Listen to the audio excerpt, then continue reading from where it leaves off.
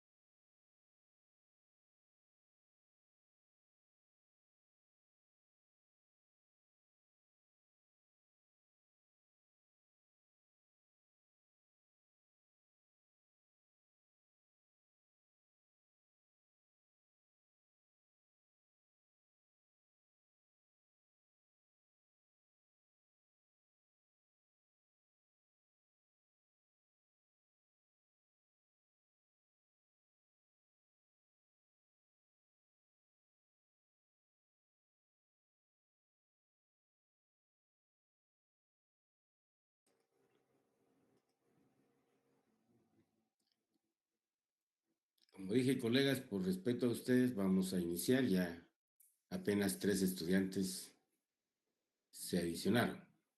¿Ok? Esperemos que no tengan problema para irse agregando. Estoy viendo si me piden ingreso, pero no tengo a nadie en este momento. Ok, retomamos el tema, colegas. El día último de clase, pues les puse este gráfico. El objetivo principal, fundamental, es que empieces a ensayar el análisis, porque los cuadros o los gráficos esconden una gran cantidad de información cualitativa que los que sí tenemos conocimiento de cómo funciona el sistema económico podemos interpretarlo y hacer una serie de relaciones o aplicar todo el instrumental que, técnico que tú ya tienes, ¿ok? En ese sentido, y para cerrar esta parte de la economía pública y privada, no sé si Brandon era el que me estaba ayudando ayer o Ludwig me puede ayudar con la lectura de esta diapositiva, por favor. Muy bien, licenciado. El sector privado lo constituye las economías individuales o integradas en sociedades mercantiles y otras formas de actuación económica, preocupadas por sus costos y beneficios, por ejemplo, en un periodo de contracción o depresión económica. ¿Qué pasa cuando una economía está en esta fase? Lógicamente, los inventarios de productos en las empresas no se mueven, no se realizan, no se venden. ¿Por qué? Porque en un periodo crítico de depresión económica o contracción económica hay una caída de la inversión privada. Como consecuencia implica y genera desocupación de factores, o desocupación de empleo perdón, de trabajadores, y lógicamente esos trabajadores desocupados, mientras le dure los beneficios y sus indemnizaciones por haber sido desempleados, pues van a tener para consumir, pero cuando ya no tengan ingreso, se contrae el consumo, ¿ya? De tal manera que esta situación que venía surgiendo, el sistema capitalista y la corriente liberal, la teoría subjetiva de la economía, que se sustentaba en la existencia de la autorregulación del mercado, pues indicaba claramente que no se preocuparan porque el mercado se ajustaba automáticamente. Y el ejemplo o el caso real, cabalmente, laissez-faire, laissez-passer, ¿no es cierto? Eh, la crisis del año 29, de 1929, que empobreció totalmente a la población norteamericana fundamentalmente, porque ahí se da el problema con Wall Street, ¿sí? Se cayó la economía y para que el mercado se autorregulara, podría, ojo, podría ser en el largo plazo, ¿ok? Y aquí es donde, con el estudio, el conocimiento de todos los aportes anteriores, aparece don John Maynard Keynes y responde esta pregunta. Por favor, Ludwig. ¿A quién le corresponde intervenir? Diga. El sector público tiene el deber de absorber la desocupación y crear, por sus propios medios o complementando al sector privado, nuevas oportunidades de trabajo. ¿Ok? Si hay desocupación, las empresas privadas, o sea, que tienen acumulados sus productos, no van a tener ningún incentivo para invertir, ¿ok? Si la economía pública no hace nada, lógicamente podríamos caer en lo que le dice John Maynard Keynes a los teóricos subjetivos. Bueno, en el largo plazo ya todos vamos a estar muertos si esperamos que se ajuste por sí solo. Cuando estoy planteando esto, no, por favor, no lo estoy viendo ideológicamente. Es decir, la polémica entre la teoría objetiva y la teoría subjetiva, no, no, no. Ya, ya ustedes con el conocimiento que van teniendo van a poder comprender los dos temas. Es decir, si no se dan los supuestos que la teoría subjetiva tiene y explica, porque es lógico que teóricamente se figura un mercado perfecto y como consecuencia cualquier intervención que se dé en ese mercado, pues va a distorsionar el equilibrio de ese mercado que está produciendo eficientemente. Esa es la teoría. Pero ese supuesto se da en la práctica, ¿ok? Cuando el mercado o el libre mercado, ese supuesto no se cumple en la realidad, pues lógicamente la teoría deja de ser funcional. Se cae toda la teoría para poder explicar un fenómeno económico, como el caso que estamos viendo acá, ¿no es cierto? Y por lo tanto, Keynes demuestra claramente que alguien tiene que intervenir. Si no es el sector privado, pues bueno, ¿quién va a intervenir? Y aquí es donde tiene, es decir, tener la esencia que le da la parte dinámica a la participación del gobierno a través de el presupuesto,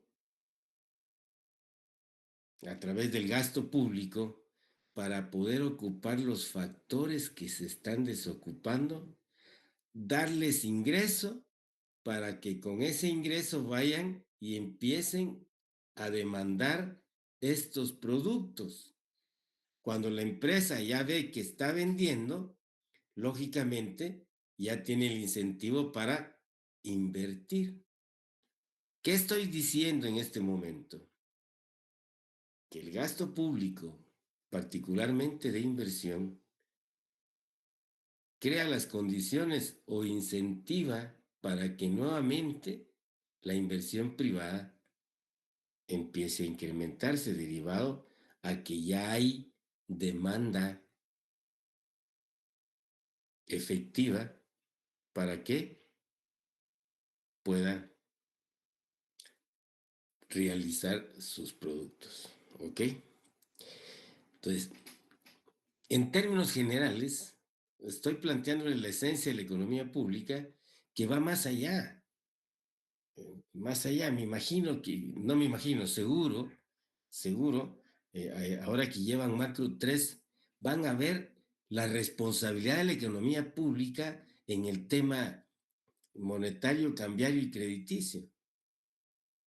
Entonces, vean la importancia que tiene que ustedes conozcan los instrumentos básicos o los modelos, tanto de la tasa de interés como del tipo de cambio que permita tomar decisiones mucho más o que vayan a generar resultados positivos, pues ya. Entonces, vas a aprender allí la función de la economía pública en el sentido de modelarte, calcularte un tipo de cambio real, por ejemplo, que va a relacionar la inflación de nuestro país con la inflación de todos los socios comerciales que tenemos. Se puede hacer de forma individual entre uno y otro país, ¿ya? Pero lógicamente el hacerlo multilateral con todos los socios comerciales va a permitir, ¿ya? Tomar las decisiones correspondientes. Y vas a ver No sé si ya empezaste a verlo, pero vas a ver la fórmula del tipo de cambio real, ¿ya? Que no es del otro mundo. Cuando se lleva a relacionar los precios de los transables y no transables, que es fundamental conocerlos, con el resto de países con quien comercializamos, lógicamente vamos a tener, repito, ese instrumento y un resultado que va a permitir adoptar la política cambiaria del país, ¿ya? Que, como te repito, esto lo hacen los bancos centrales, ya de todos los países, para tener esos elementos de juicio, ¿ok?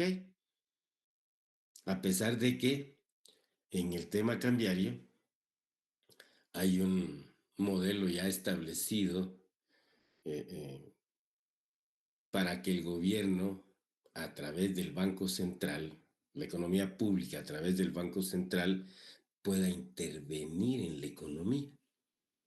Ahí tenés otro caso que si lo vemos desde el sustento de los Chicago Boys, ¿sí?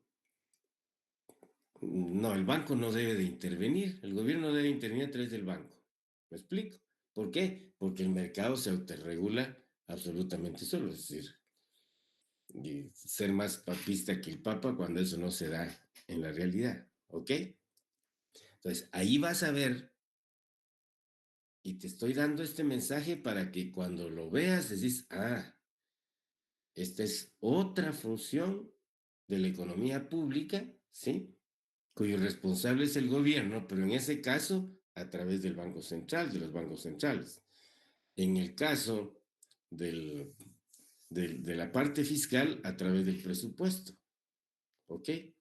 En la parte monetaria, a través de la tasa, de los modelitos de la tasa de interés, y que ves las noticias, la Junta Monetaria decidió mantener la tasa líder, o subió 25 puntos porcentuales la tasa líder o bajó 25, dependiendo, ojo, dependiendo del comportamiento de la actividad económica o del mercado de capitales en este caso, se va a adoptar ese tipo de decisiones. Que por tener un mercado secundario muy pequeño, no hablo del mercado bancario, sino del de segundo piso, de capitales, la bolsita que tenemos, ¿ok? Lógicamente, vas a ver que las decisiones en tema de tasa de interés no tienen ningún impacto en las tasas de interés del mercado financiero, porque para eso es que no es lo mismo que adopte esa decisión la Reserva Federal en Estados Unidos, porque ahí sí va a tener efectos en ese mercado de capitales desarrollado que tiene Estados Unidos y muy especulativo en el ámbito de Wall Street, ¿ok? Me estoy yendo a un aspecto poco más global, pero por favor, para que comprendan la importancia en el sistema capitalista o cómo funciona el sistema capitalista a través de las decisiones que se van a dar en economía pública. ¿Ok? Si tuvieran alguna inquietud o comentario, por favor, háganlo ahora. Gracias, buenas noches, licenciado. Con este tema, ahorita se me viene a la mente la situación que está pasando Guatemala con el tema de los combustibles. ¿Qué es mejor, los subsidios que dio el gobierno o lo que están planteando ahora de quitarle los impuestos durante la crisis vigente, ¿verdad? ¿Cuál sería la mejor opción para Guatemala? Ok. Como economista, te vas a sentar con toda la información y vas a hacer los cálculos. A ver, te vas a ir a la ley del IVA y vas a encontrar que ahí hay una doble tributación, porque pagas el IVA y adicionalmente pagas un impuesto cuyo hecho generador, y mira la importancia de lo que vamos a conocer ahora, cuyo hecho generador se fumó el Congreso,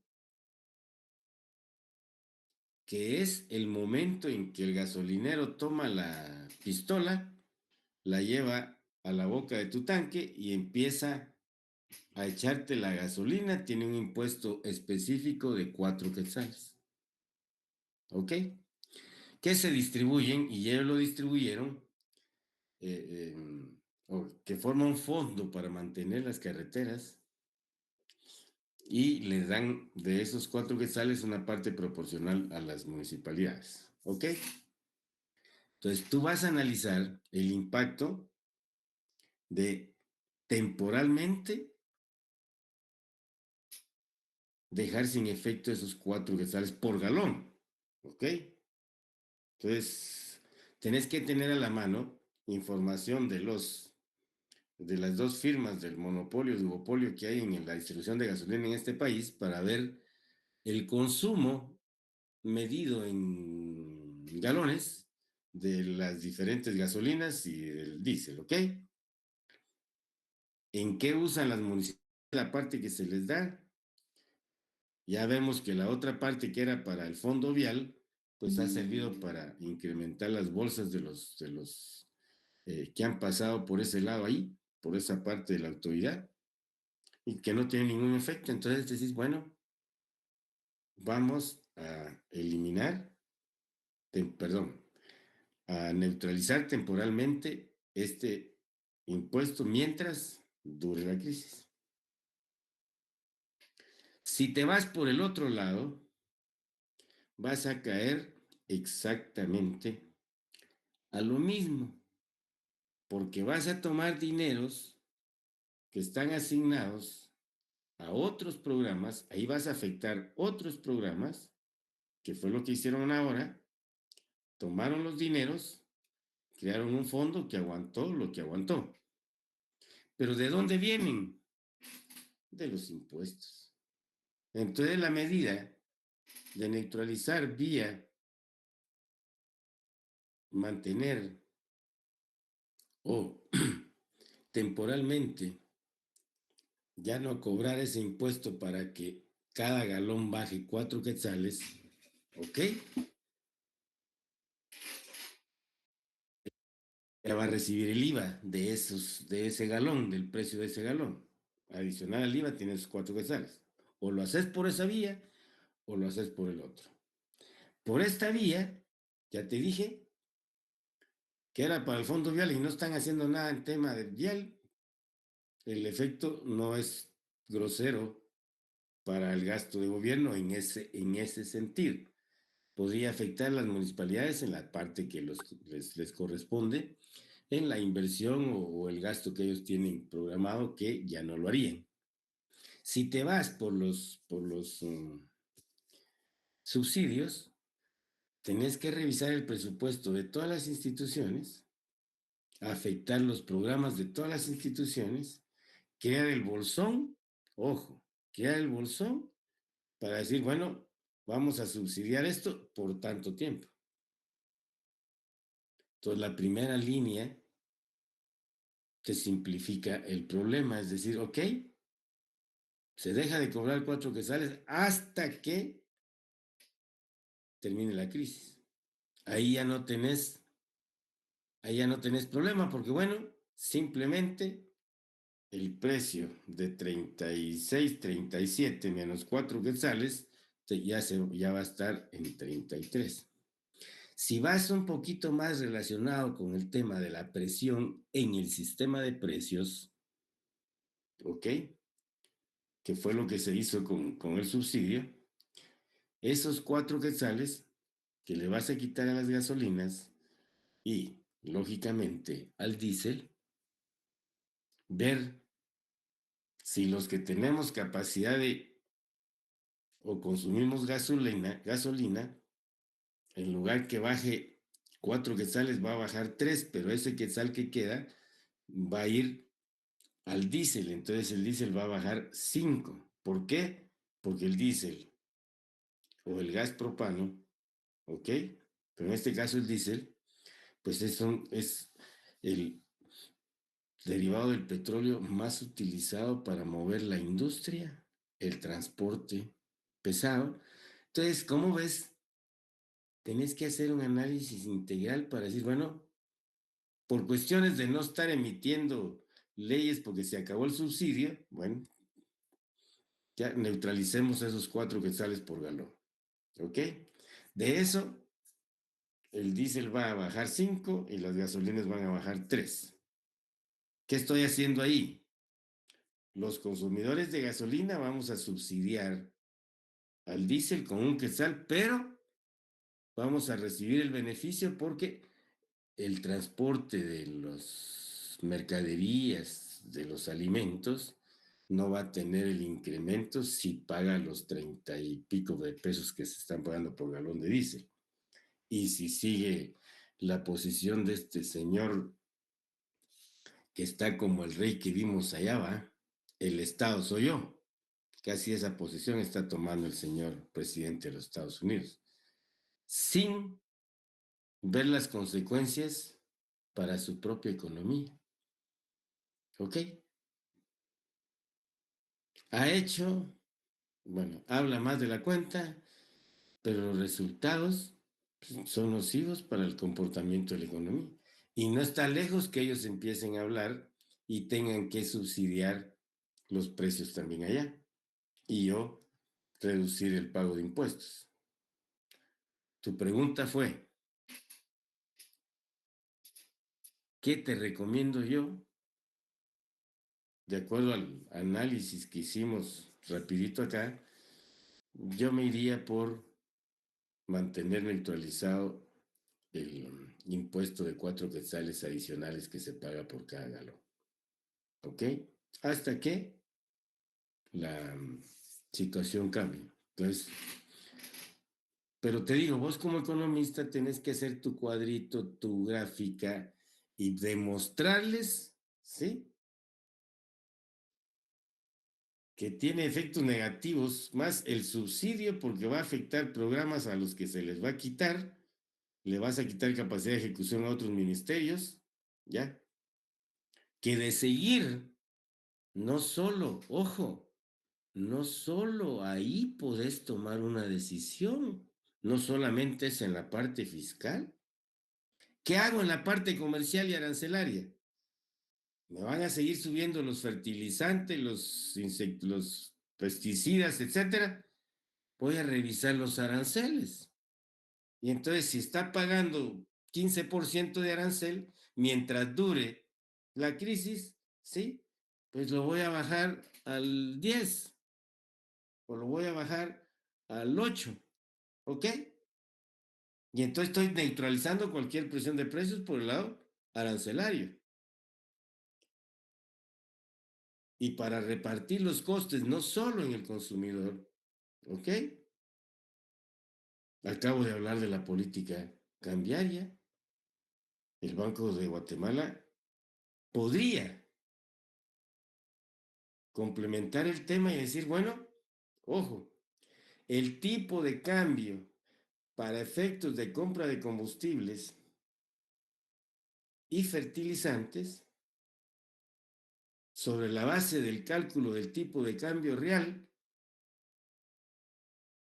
podría decir yo, bueno, vamos a venderles a un tipo de cambio de 7.25. El tipo de cambio real es mucho más bajo, pero bueno, ok.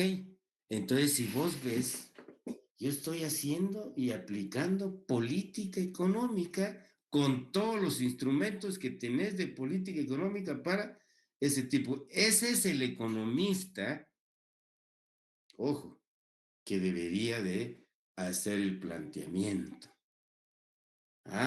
Vamos a castigar un poco al mercado cambiario, al mercado comercial y lógicamente el tema impositivo. ¿Para qué? Para beneficio común. ¿Para qué? Si ese señor de finanzas habla del artículo 1 de la Constitución Política de la República, en donde nos indica que el fin supremo es el bien común.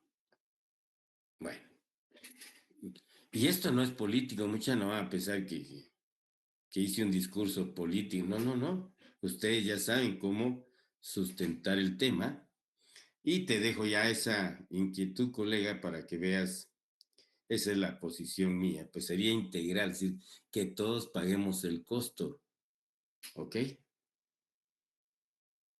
Distribuir el costo entre la economía privada y la economía pública. ¿Ok? Bien. ¿Alguna otra inquietud?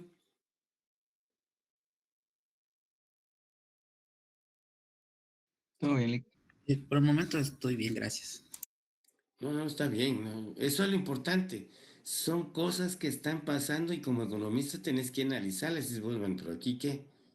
Ahora ya tenés más o menos una línea. Por supuesto que lo vas luego del curso de finanzas vas a tener otra visión. Luego del curso de macro, pues ya vas a tener el instrumental de cálculo y Edson es muy bueno para esa parte, trabaja para el Banco de Guatemala y es lo que hacen todos los días en el Banco de Guatemala, ¿ok? Bien. Una vez explicado eso, situémonos ahora en el conocimiento del pensamiento financiero desde la antigüedad hasta que se convierte en ciencia, al igual que lo hizo la economía con don Adam Smith.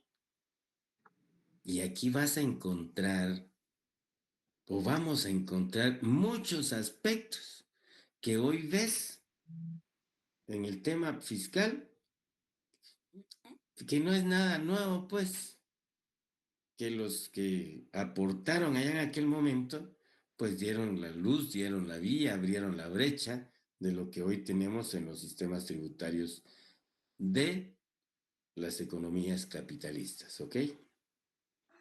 Bien, vamos a seguir en el mismo método. A ver, algún otro voluntario que me ayude con la lectura de esto, por favor, para que ayude a Brandon. Bueno, Brandon, gracias. El pensamiento no sistematizado. En Egipto, 3400 años antes de Cristo, se encuentran experiencias y prácticas financieras, y lo mismo puede decirse de Babilonia y Persia. Y aún en la Biblia se constata que la dispersión de las 10 tribus de Israel y la ruina de la monarquía hebrea a la muerte de Salomón no es ajena a los fenómenos tributarios. ¿Ok? La situación tributaria, 21 siglos después, o 2021 años después de la venida de Cristo, ¿sí? Después de Cristo, pues bueno, hay fenómenos de carácter tributario, particularmente por el lado del uso de los pistos, por el lado del gasto.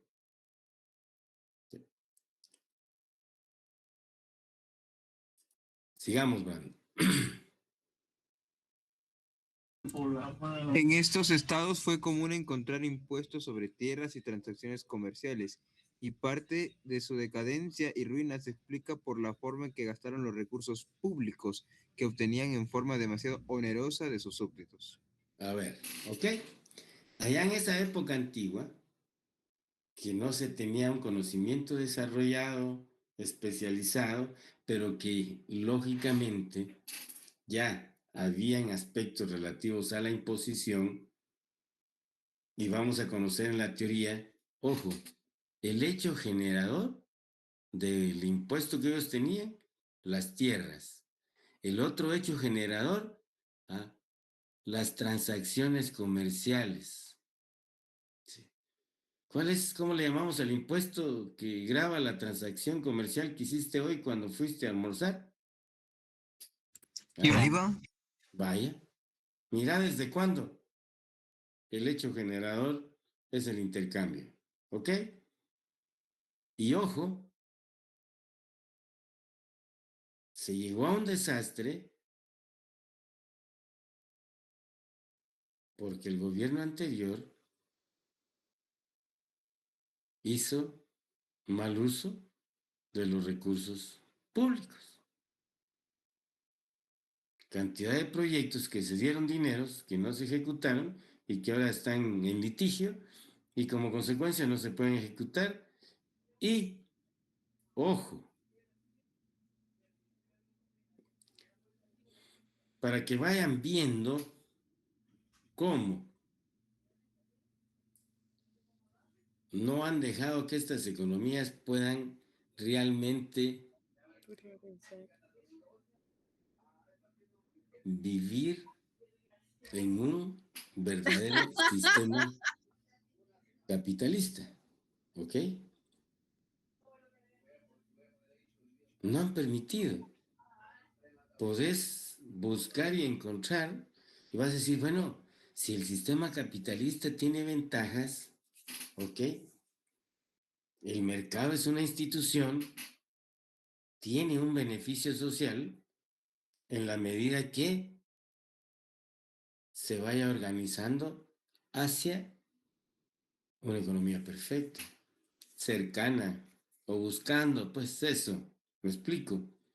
¿Por qué? Porque lógicamente el consumidor va a tener la oportunidad de seleccionar y disponer y etcétera, etcétera, lo que ustedes ya saben, ¿ok?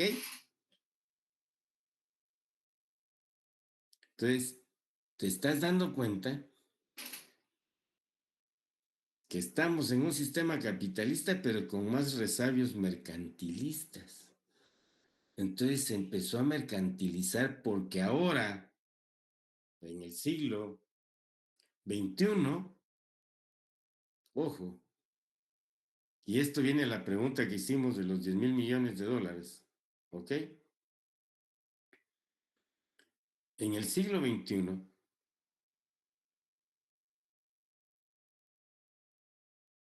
los inversionistas empezaron a ver que ya se estaban agotando las áreas productivas o las actividades económicas productivas y rentables para invertir.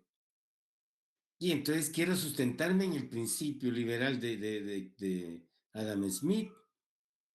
Bueno, el Estado o el gobierno como representante del Estado va a hacer todo aquello que no sea de interés del mercado, lo dejó muy abierto.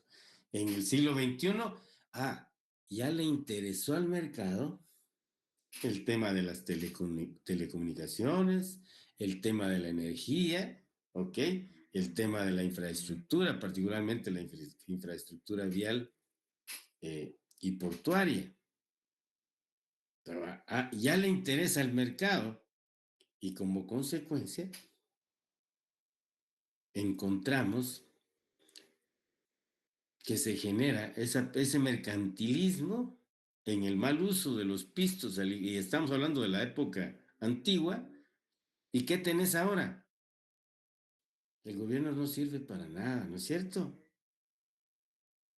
El gobierno no sabe ejecutar, pero hay otros elementos de juicio que el economista conoce cuando comprende cómo funciona el sistema capitalista y cómo debería buscarse que funcione en un 100%, ¿ok? Cuando hablo de 100% es obtener los beneficios de esa libre competencia. ¿Qué beneficio tiene el Estado que requiere medicamentos para la salud?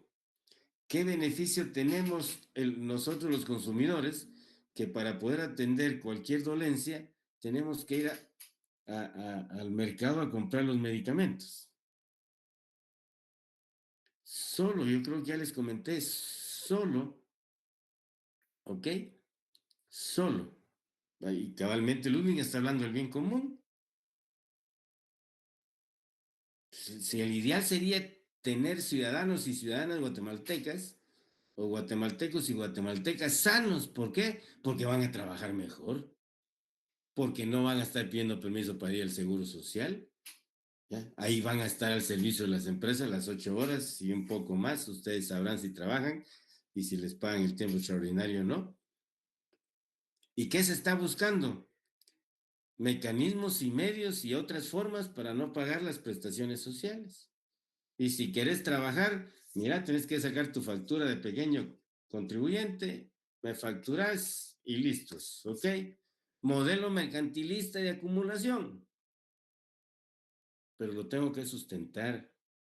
¿Y cómo lo sustento? Con el conocimiento de la economía y particularmente de aquellas áreas de la economía, de las finanzas públicas, el tipo de cambio, el tema de la parte política que tenés que comprender también, de cómo se han creado condiciones para, bajo el principio del neoliberalismo, en el sentido de la no intervención del Estado. Pero Adam Smith fue claro cuando dijo, la economía privada va a hacer todo aquello que le interese. En otras palabras, el gobierno del representante del Estado va a hacer todo aquello que al mercado no le interese. ¿Qué significa?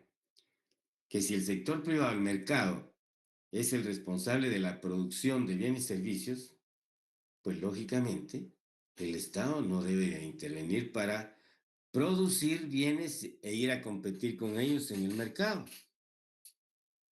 Revisar los países y no lo hace. ¿Por qué? Porque entonces ahí no hay intervención.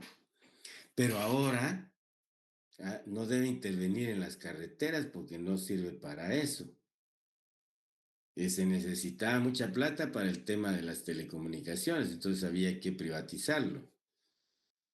Entonces, si tú ves, son muy buenos negocios que originalmente, ¿sí?, no eran de interés del mercado y tuvo que hacerlo. ¿Quién era el responsable de que hubiera comunicación entre los integrantes de la población de un país? Pues el gobierno. ¿Por qué? Porque el sector privado no tenía ni las condiciones ni los montos y habemos países, unos más que otros, y revisar que el mercado jamás quiso industrializarse. Y cuando digo mercado, son los que toman las decisiones en el mercado.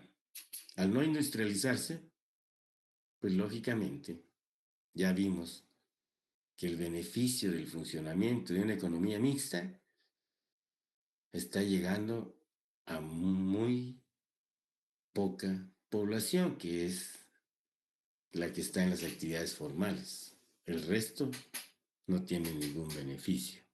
¿Y quién va? ¿Quién va y con qué se va a atender a esa población que no está teniendo beneficios para que no genere problemas de carácter social?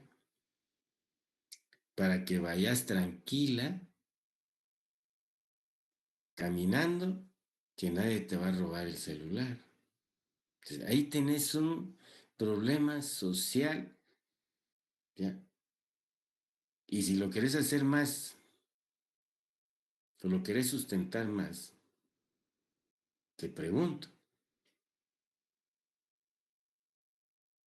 ¿estás dispuesto a ir a trabajar 8 horas por un salario mínimo?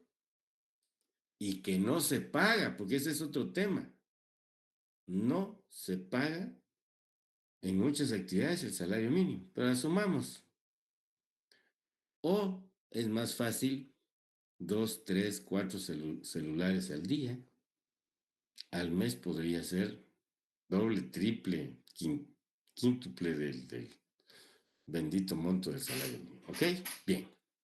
Entonces veamos, pues, colegas, que aquí ya vemos problemas en la ejecución de los impuestos y que los impuestos en la época antigua, ya el hecho generador de esos impuestos era la tierra, ya, y las transacciones comerciales. Ahora, por favor, cuando uno se sitúa en el contexto, ¿cuál era la actividad productiva más desarrollada en la época antigua que en la Edad Media, jóvenes? La esclavitud, No, ese es el sistema esclavista. La actividad económica.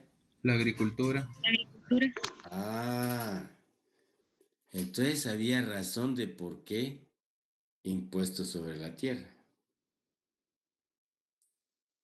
Se empezó a desarrollar el comercio, ¿viste hasta qué siglo los comerciantes adoptaron el nombre de burgueses? Empezaron a sea, mercantilizaron y empezaron a financiar al rey, pues, porque ya los señores feudales ya no les gustó mucho estar trabajando y darle plata al rey, ¿no es cierto? Y al clero y a la clase nobles, ok. Entonces, estoy hablando de la esencia que me interesa encontrar en esta historia. Sigamos, Brandon. Por otra parte, se conoce el sentido antiguo de la guerra de conquista o hacienda parasitaria como las guerras de Roma. El Imperio Romano es un ejemplo claro de cómo se le dio carácter para generarse ingresos a esa guerra de conquista. Sigamos. Grecia vivió de impuestos sobre el comercio internacional y sobre las tierras. Obras que tratan de aspectos financieros lo constituyen las rentas de Atenas de Xenofontes, las avispas de Aristófanes, la República de Platón y la política de Aristóteles. ¿Ok? ¿Ves? Ahí tienes a los filósofos. Por eso es que la economía estaba o formaba parte del aspecto de la filosofía. No había una ciencia separada de la filosofía. ¿Ok? Entonces es bien importante que vayas comprendiendo que debes de recordar, o si tienes la oportunidad de ver uno de estos documentos de estos filósofos, te va a abrir la mente tremendamente para comprender lo que está pasando. Ahora, por eso te dije que Aristóteles en la política y Platón también se situaron en Grecia, en, en la ciudad-estado, que era muy poca población. Por favor, cuando analices este tipo de temas, situate en aquel contexto, porque si lo ves en este contexto, lógicamente el análisis va a estar distorsionado, ¿ok? Bien. Brandon. El pago de los impuestos en el antiguo Egipto. Artesanos y granjeros pagaban sus tributos al Visir Rekhmer, dinastía 18, en esta pintura de su tumba en Gurna. Ok, esta pintura nos sitúa en aquel contexto de cómo originalmente y qué era en términos reales lo que la población pagaba por concepto de impuesto. ¿Ok? Y ojo, los artesanos y granjeros. ¿Estamos claros? ¿Por qué piensan ustedes que se pagaba con productos? Porque no había una moneda. Por supuesto, no se había desarrollado una mercancía que permitiera facilitar el intercambio. ¿Ok?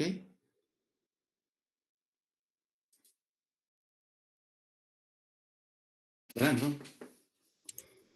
Egipto fue el primer estado centralizado del mundo, lo que significa que los egipcios fueron también los primeros en cumplir con una de las obligaciones ineludibles de los ciudadanos en todas las épocas y todos los lugares, pagar impuestos. Ya desde el siglo sexto, no, perdón, Cuarto. cuarto milenio antes de Cristo, antes de la unificación del país, se recaudaban impuestos a pequeña escala, dentro de los límites geográficos de los reinos predinásticos del Alto Egipto como Abidios, Nagada e Hieracómpolis. Con la aparición de un estado unificado en todo Egipto, en torno al 3100 a.C., los faraones crearon un sistema recaudatorio que cubría el conjunto del país y que se apoyaba en una burocracia especializada y eficiente. ¿Qué tenemos ahí, colegas? Si comprendemos el contexto, lo que hoy conocemos como política tributaria, todos los procesos de recaudación, allá vimos que era difícil, lógicamente se requería de tener gente para que fuera a recaudar y obligar a que entregaran los productos que tenían que entregar cuando no había moneda de por medio. Y esto es bien importante. ¿Desde dónde viene el origen de la burocracia? ¿Qué te dicen ahora? Que tenemos un gobierno muy burocrático. No es que se lo hayan inventado ahora, ¿ok? No. Mira desde qué época viene. 3100 años antes de Cristo, lógicamente ya conocían y a qué se refería el tema burocrático. Y ojo, ya se vislumbraba que el control de esa política recaudatoria necesitaba recurso humano calificado, mira, una burocracia especializada y eficiente. ¿Ok?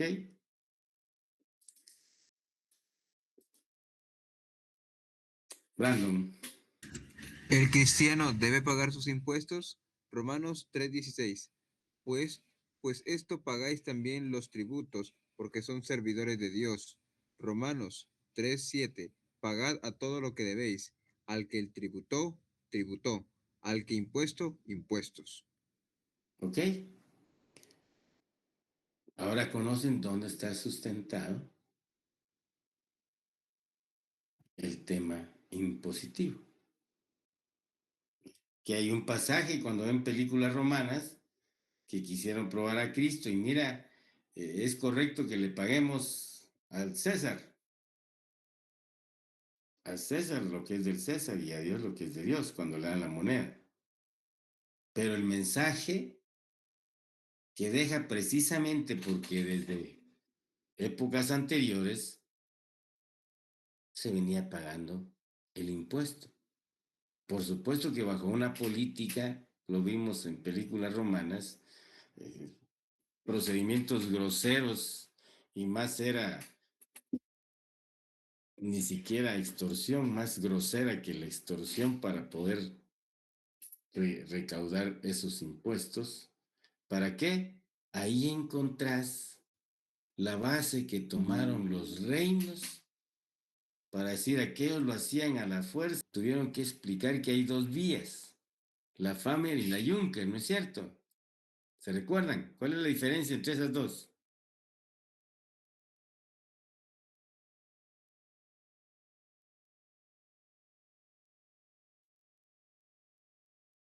No se recuerdan de la vía Famer y la vía Juncker.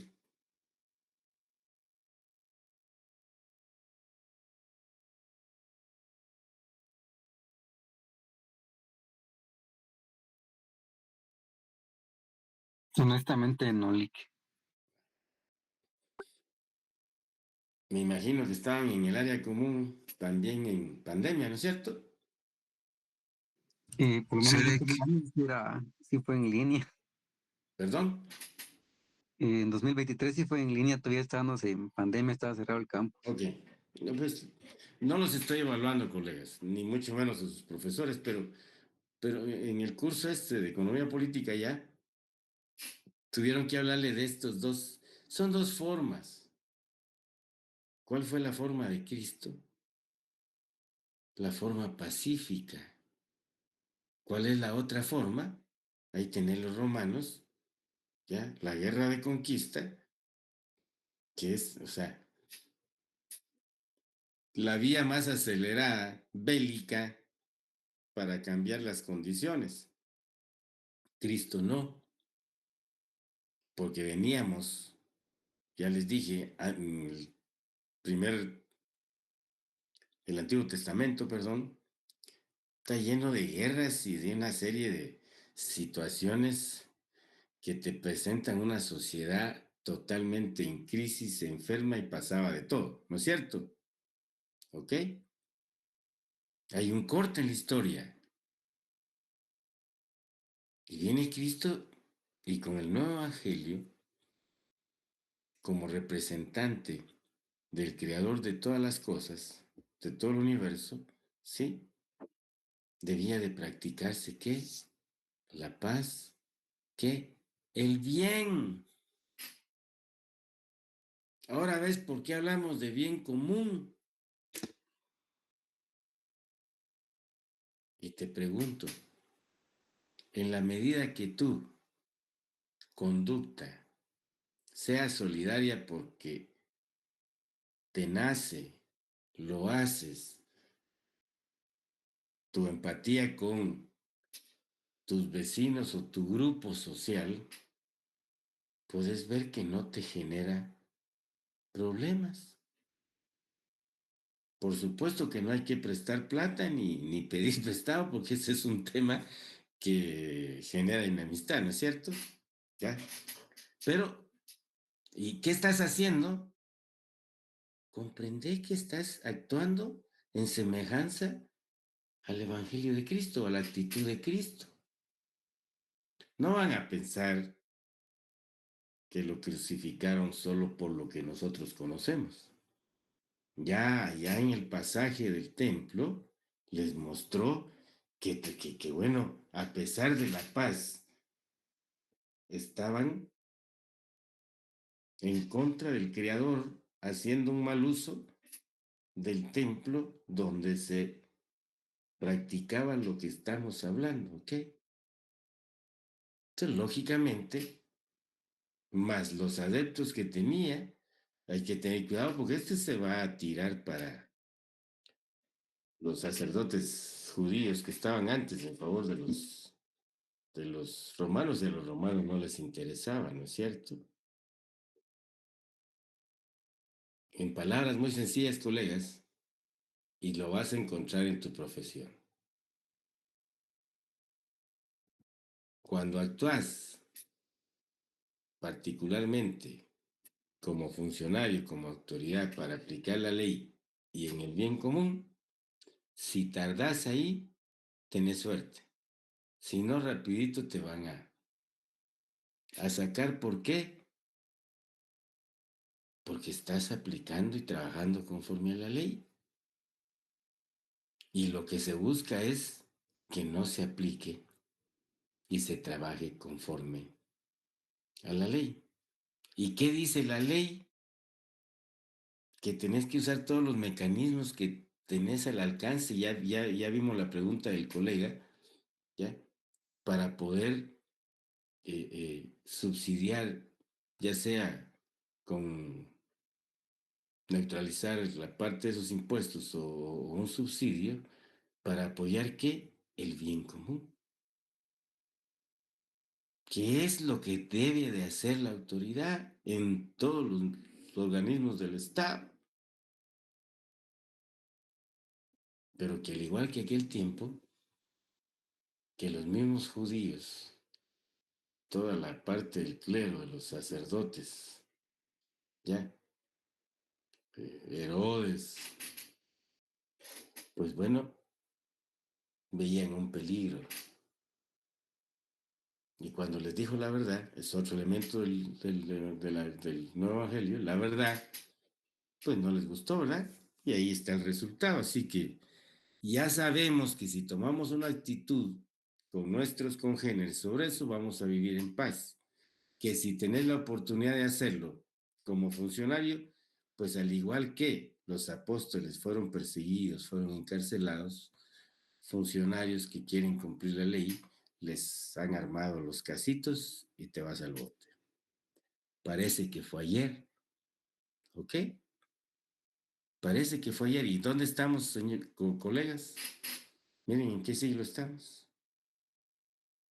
Ahora tal vez te das cuenta de la importancia de comprender, solo comprender. Yo no te estoy pidiendo que te volvás a leer todo, no comprender en su magnitud y en el contexto todo esto, este tipo de hechos, porque nos permite conocer hoy y qué viene o por dónde va a venir la situación del norte o para dónde va la zona. ¿Ok?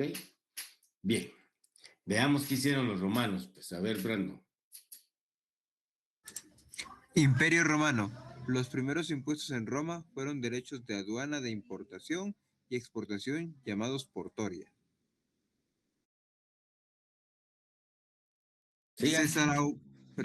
César Augusto fue considerado por muchos como el más brillante estratega fiscal del Imperio Romano. Durante su gobierno como primer ciudadano, los publicanos fueron virtualmente eliminados como recaudadores de impuestos por el gobierno central. Durante este periodo se dio a las ciudades la responsabilidad de recaudar impuestos. César Augusto instituyó un impuesto sobre la herencia a fin de proveer fondos de retiro para los militares. El impuesto era del 5% para todas las herencias, exceptuando donaciones para hijos y esposas. ¿Dónde estamos situados? En el Imperio Romano. Mira el aporte que dejó en materia fiscal el Imperio Romano. ¿Ok? ¿Y cuál fue el objeto del impuesto sobre herencias, legados y donaciones que al fin se eliminó en este país? Pues lógicamente el imperio, las conquistas que tenían, ¿ah? ¿Para qué? Para mantener a los militares, para que fueran o mantuvieran el reino. Por favor, Ludwig Sánchez. Sí, licenciado, con lo que usted habla, ¿verdad? Este año fue derogada esa ley de los impuestos. Según, bueno, con el argumento que no era tan representativo lo que se recaudaba, ¿verdad? Pero bueno, yo digo que si el gobierno, pues, eso es un ingreso para el gobierno, ¿verdad? Pero si reduce su ingreso, también tendría que reducir su gasto, ¿verdad? Creo que los diputados, pues, no ven esa parte. Bien, ok, gracias. Es tu aporte, Ludwig. Ya después de que terminemos esto, lógicamente ya van a tener más sustento para ver el tema por el lado de los impuestos y por el lado del gasto. ¿Ok? Entonces, ¿qué tenemos acá como aporte? Portoria, el impuesto a la importación y exportación. Hoy le llamamos arancel. ¿Ok? El fin por el cual surge el impuesto sobre herencias y desde dónde venía. ¿Ok? El cambio administrativo y la descentralización de la recaudación.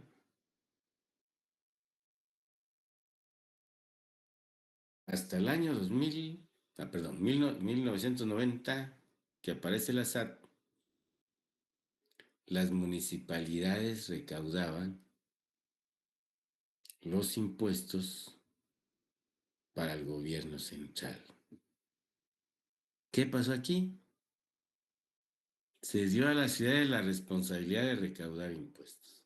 Y te estoy hablando, pues, por supuesto, del siglo pasado, pero el siglo XX. ¿Y dónde estábamos acá? ¿Ok? Ahí tenés un grafiquito que te muestra la administración de los pistos, pues el control y lógicamente la necesidad de llevar cuenta y razón. Ojo, llevar cuenta y razón de lo recaudado, llevar cuenta y razón de lo que el imperio gastaba. Modernamente estabas hablando del presupuesto de ingresos y egresos, ¿ok? Brandon, los periecos. Los periecos solían ser extranjeros que se dedicaban a la artesanía y el comercio. Debían pagar impuestos y servir al ejército en tiempos de guerra. ¿Ok? Bueno, dijeron, si vienen extranjeros a producir acá, a comercializar acá, pues están beneficiándose del nivel de la actividad o de ingresos que tenía en ese momento. Por lo tanto, van a ser objeto de pago de impuestos. Y si era necesario, ojo, servir en tiempos de guerra. ¿Por qué? Porque hubieron épocas que a los reyes les costaba, para defender su reino necesitaban ejércitos. Otro tema, otra institución que conoces ahora, que lógicamente ese sí es antigua totalmente, y lógicamente conforme el desarrollo económico, social, poblacional, etcétera, las funciones de esas instituciones van cambiando. Por favor, Brando. Caída del Imperio Romano de Occidente. Con la caída del Imperio Romano, el mundo occidental entra en la Edad Media, que desarrolla el gobierno feudal. Aparecen los vir potentes, hombres poderosos que obtuvieron de los emperadores el primer privilegio, la inmunidad fiscal. Al final del Imperio Romano y con el inicio del modo de producción feudal, surge el primer beneficio fiscal, la inmunidad fiscal, exenciones fiscales, privilegios fiscales. ¿Ok? Sitúense en el tiempo. Siglo XXI, 2026, vamos a ver en las leyes tributarias quiénes tienen esos privilegios fiscales. ¿Ok?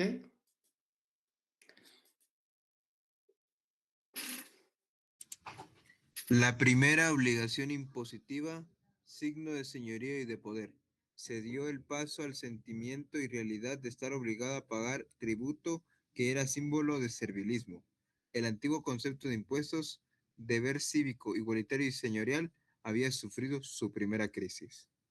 Con el sistema feudal, la recaudación o los impuestos que cobraba Roma, ahora, ¿ok? Lo hacían en una línea cívica, igualitaria y señorial.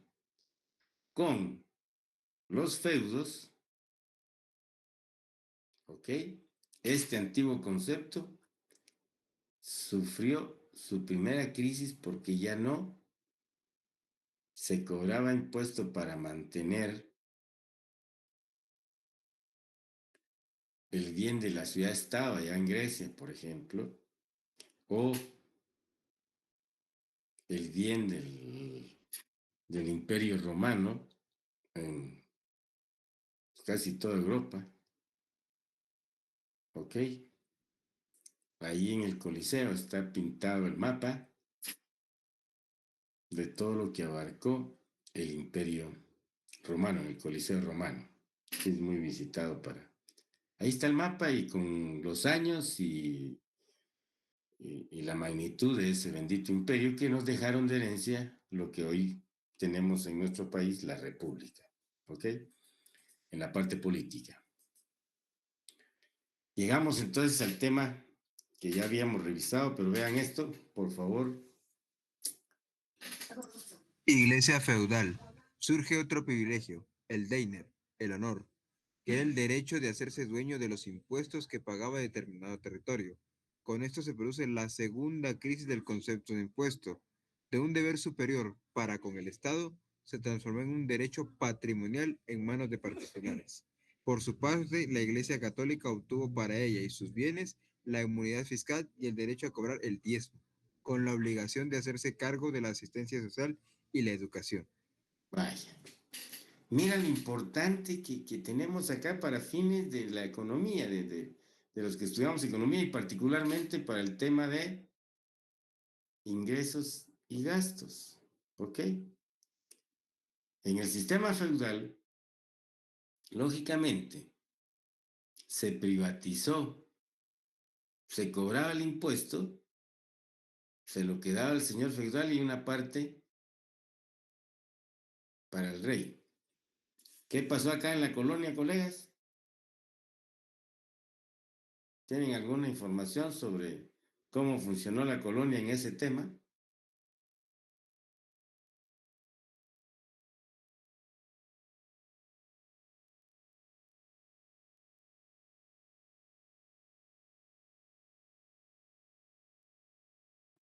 ¿Te recuerdan que los colonizadores tenían la obligación de enviar lo que le correspondía a la corona? El quinto real.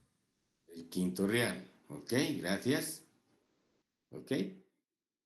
Pero se quedaban también con parte de los impuestos para fines privados, que debería ser para desarrollar la ciudad que ellos, o el área geográfica en que ellos estaban situados.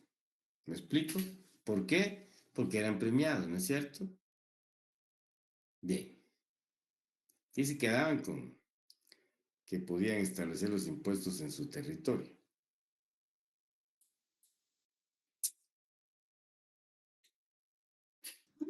Después después de 6 o 7 siglos, el concepto de impuestos había recuperado su originaria naturaleza, cuando Felipe el Hermoso convoca asambleas que debían dar origen a los estados generales, y en Inglaterra se produce el otorgamiento de la Magna Carta que, si bien otorga a los señores garantías fiscales, importa el reconocimiento explícito de estos, del derecho del rey a imponer tributos dentro del territorio nacional, impuestos indirectos, ayudas, cabelas, etc. Ok. ¿Qué nos interesa rescatar de esto? Lógicamente, las monarquías, el rey tenía la disposición, pero ya era en todo el territorio. Ya no eran los señores feudales. Ahora ven el decaimiento del sistema feudal, ¿sí? Y lógicamente aparecen ya algunos aspectos que hoy todavía están en la jerga tributaria. Impuestos directos e impuestos indirectos. ¿Ok? Ayudas, tema del subsidio, ¿no es cierto? Que vamos a ver más adelante, ¿ok? Por favor. A pesar de que se recupera la naturaleza original del impuesto, la carga del mismo la sufren los plebeyos, los burgueses y los paisanos, mientras que la clase alta, clero y nobleza quedan exentos, situación que perdura hasta la Revolución Francesa. ¿Ok? Para ponerle límite.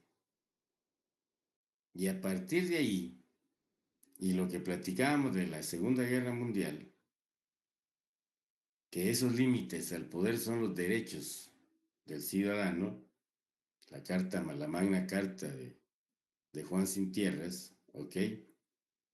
Lógicamente, anda, pregúntate esto, yo ya te dije, ¿quién al final del día es el que sostiene el funcionamiento del gobierno como representante del Estado? Y que al final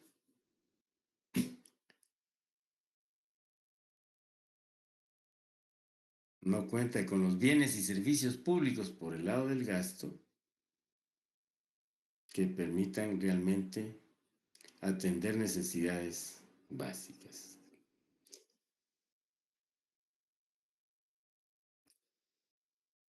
Ya sea porque no quieran o porque no los dejen, porque en todo ámbito hay presiones que más adelante vamos a platicar de lo que se podría hacer, por ejemplo, en lograr llegar a aquellos sectores poblacionales que viven en extrema pobreza, desnutrición, porque yo creo que tenemos las mismas cualidades del recurso humano de otros países que han logrado reducir esos niveles de extrema pobreza, de desnutrición, que han logrado calificar el recurso humano. Bien, lo vamos a ver adelante, pero eso es, como repito, esa es la parte dinámica que vamos a conocer de las finanzas, ¿ok? Entonces, ya nos situamos con el video, con este recorrido, pero solo específicamente ahora para el tema del pensamiento financiero, que como ves está basado en qué? En impuestos, procesos de recaudación, ¿ok? Y el uso de los pistos por el lado del gasto. El efecto, allá no se veía que tuviese un efecto el gasto público, ¿ok? Vamos a ver qué piensa la escuela mercantilista, que ya ustedes conocen algo, pero veamos ya con nombres de los personajes que aportaron aspectos muy importantes para la ciencia de las finanzas públicas y lo que conocemos hoy en los sistemas tributarios. Por favor, Brandon. Aportes mercantilistas. Jean Bodin publica en 1576 su obra, Los 6 libros de la República. En dicha obra se deja ver la necesidad de desarrollar un sistema tributario al considerar los impuestos indirectos y los directos como arbitrios posibles. Ok. ¿Qué nos dijo Juan Bodino? ¿Cuál fue su aporte? El proceso de recaudación de impuestos y el uso de esos impuestos en beneficio de una sociedad debe hacerse de forma sistemática. Ya habló allá en 1576 de tener un sistema tributario. ¿Ok? Lógicamente son aportes del desarrollo del pensamiento. Que lo hayan puesto en práctica, otros 100 pesos. Más adelante vamos a ver el tema. Ok, sigamos, Brandon, porfa. Perdón, hago este. Aquí tenés la división desde 1576 que va a aparecer en el presupuesto de ingresos cuando revisemos el proyecto de presupuesto y ahí te aparecen los ingresos tributarios que están constituidos por los impuestos directos e indirectos. ¿Ok? Viene desde 1576. Por favor. Influenciados por las ideas de Bodin, surge un grupo de pensadores, los mercantilistas. Su primera afinidad era de tipo político. Decían que el Estado debía engrandecerse, la subordinación de la economía a propósitos políticos, el fortalecimiento y la supervaloración de la balanza comercial y un entusiasmo por una densa población. A ver, ¿qué aspectos de la teoría económica encontramos acá, colegas?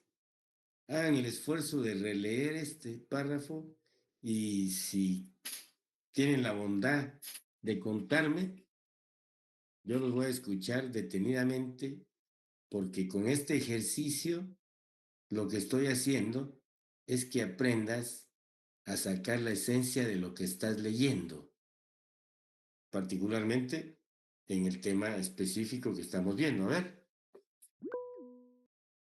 dime, Ludwig. Sí, hace poco estaba leyendo sobre esto de los mercantilistas, ¿verdad? Ellos proponían que los salarios fueran bajos para promover el empleo, ¿verdad? Para que las personas trabajaran más horas, porque debían aumentar sus ingresos.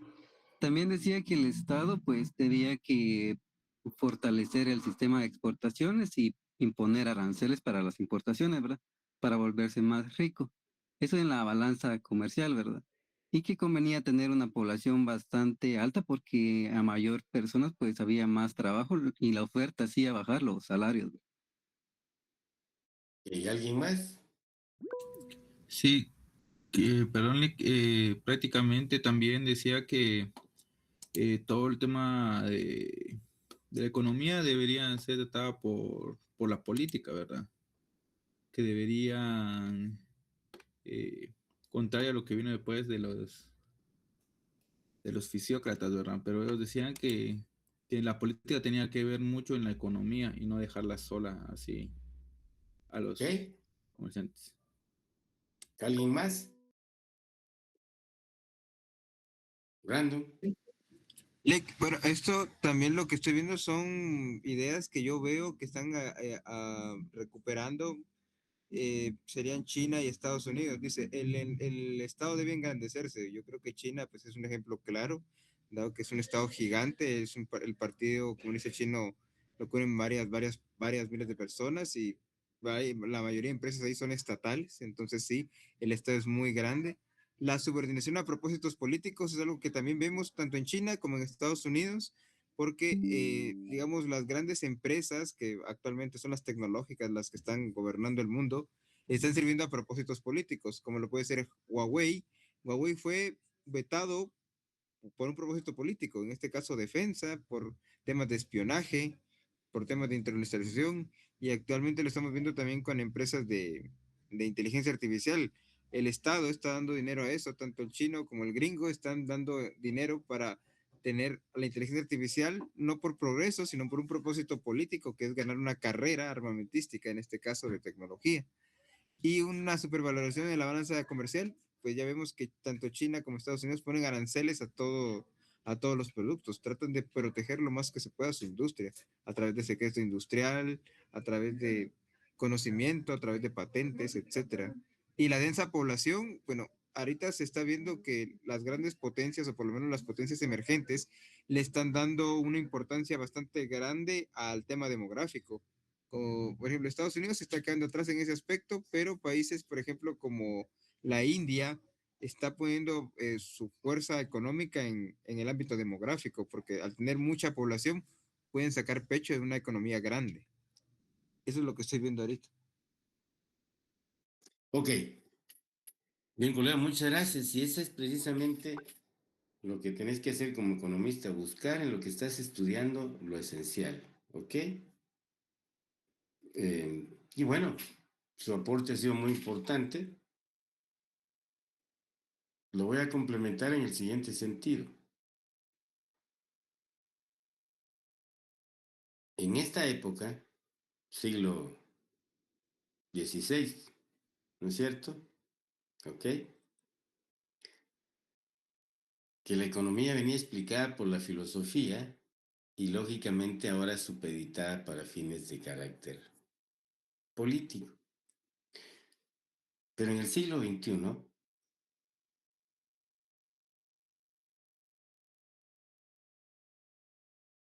retoma esta política el gobierno gringo, para lo que ya dijo el colega Brandon, ¿sí? Y establece aranceles con el objeto de repatriar su industria a su país, ¿ok? Es lo que él planteó. Ah, bueno, un objetivo. Cuando hablamos de objetivos políticos, eh, no necesariamente es el tema que nosotros los guatemaltecos vivimos acá, porque no se hace nada, o sea, una discusión política no hay verdaderamente en el término en el término político, ¿sí? Politiquería, intereses partidistas, no, no. En este planteamiento, ¿sí? La economía para fines políticos, ¿ok? Que permitieran no depender del resto del mundo, sino que el mundo dependiera de ellos. ¿Qué está haciendo Estados Unidos, colegas? América Grande, ¿no? Entonces, regresó al mercantilismo, regresó al siglo XVII, ¿ok? En ese orden de ideas, esta parte, estos indicadores generales de la economía, porque vamos a entrar a ver ahora el tema específico de nuestro curso, es el contexto en que se va a desarrollar el pensamiento de Bodin y de otros colegas que vienen ahí, ¿ok? Sobre el tema de las finanzas públicas, ¿ok? Entonces, aquel principio liberal de autorregulación, de libre mercado, de economía libre, o de etcétera, etcétera, como te repito, no se da en la realidad porque, ¿qué te dije? Modo de producción capitalista, pero con un 80% de resabios mercantilistas, ¿ok? Sigamos. Y terminamos en 3 minutos, colegas. Sobre esta base se le da un carácter funcional a la actividad financiera del Estado, es decir, se considera como un instrumento para el logro de esos objetivos. Los objetivos políticos.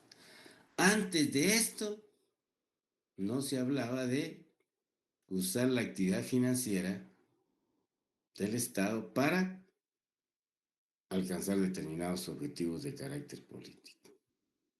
Todos eran para la monarquía, para el reino, ¿cierto?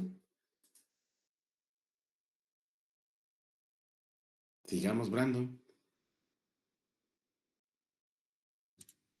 Aportes mercantilistas. Sobre esta base, esta escuela destaca la íntima dependencia de la economía del Estado a la economía nacional, atribuyéndole a la primera un carácter parasitario con respecto a la segunda. ¿Ok? Aquí tenés el Estado gendarme, parasitario, porque para la corriente liberal, ¿ok?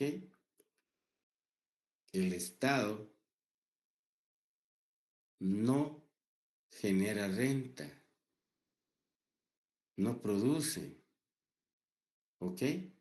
Por eso le denominaron un Estado parasitario. ¿Ok? Y lógicamente la diferencia que hay con una economía nacional. Sigamos. Los representantes de esta escuela fueron Thomas Moon, Francisco Fauquier, William Petty y Sebastián Lee Pestre, señor de Bowen. En la obra de Bowen se propicia la imposición directa sobre la indirecta y se manifiesta una preocupación por la justicia tributaria y critica las injustificables exenciones tributarias que gozaban las clases privilegiadas. Además, justifica la generalidad de la carga del Estado, porque el Estado protege a todos sus habitantes y finalmente propone una tasa proporcional del 10% de todas las rentas. Ok. Esto es muy importante. Mira, ¿qué fue lo que nos dejaron en el tema de las finanzas, con el pensamiento financiero, los mercantilistas? Aquí vamos a encontrar, y lo voy a explicar en la próxima clase, muchos principios de la política tributaria, de la política fiscal, del presupuesto, ¿ya? Que actualmente conocemos nosotros en la economía mixta de un sistema capitalista, ¿ok? No les quito más tiempo por cuestiones de gastritis, hay que ir a comer. Yo espero que ustedes ya han comido. Su servidor, pues hasta ahorita va a tomar un poquito de agua. Y los veo el próximo lunes, colegas. Feliz fin de semana y a disfrutar los dos partidazos que quedan pendientes, el de mañana y particularmente el del domingo. Siempre, por favor, salud, porque si no, no se vale. Feliz fin de semana, colegas. Feliz noche, Lick. Gracias, feliz noche. Buenas noches. Buenas noches, Lick. Buenas noches.